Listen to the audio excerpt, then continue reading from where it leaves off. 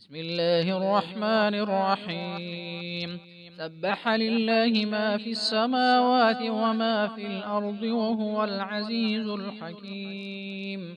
يا أيها الذين آمنوا لم تقولون ما لا تفعلون؟ كبر مقتا عند الله أن تقولوا ما لا تفعلون. إن الله يحب الذين يقاتلون في سبيله صفا كأنهم بنيان مرصوص. وإذ قال موسى لقومه يا قوم لم تؤذونني وقد تعلمون أني رسول الله إليكم فلما زاغوا أزاغ الله قلوبهم والله لا يهدي القوم الفاسقين. وإذ قال عيسى ابن مريم يا بني إسرائيل إني رسول الله إليكم مصدقا لما بين يدي من التوراة ومبشرا برسول يأتي من بعد اسمه أحمد. فلما جاءهم بالبينات قالوا هذا سحر مبين. ومن أظلم ممن افترى على الله الكذب وهو يدعى إلى الإسلام والله لا يهدي القوم الظالمين.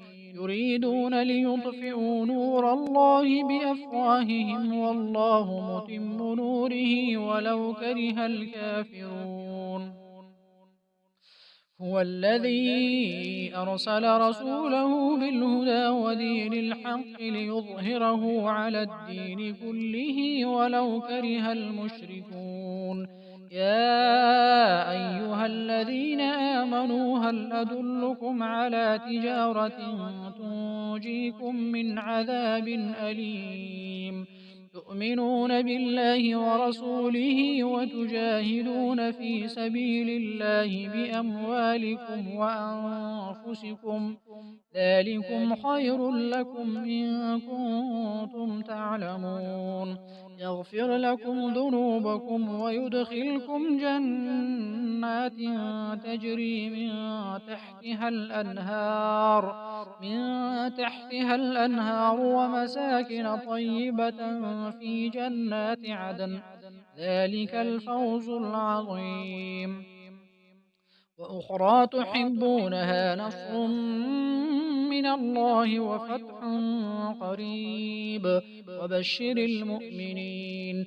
يا أيها الذين آمنوا كونوا أنصار الله كما قال عيسى ابن مريم للحواريين من أنصاري إلى الله؟ قال الحواريون نحن أنصار الله فآمنت طائفة من بني إسرائيل وكفرت طائفة فأيدنا الذين آمنوا على عدوهم فأصبحوا ظاهرين.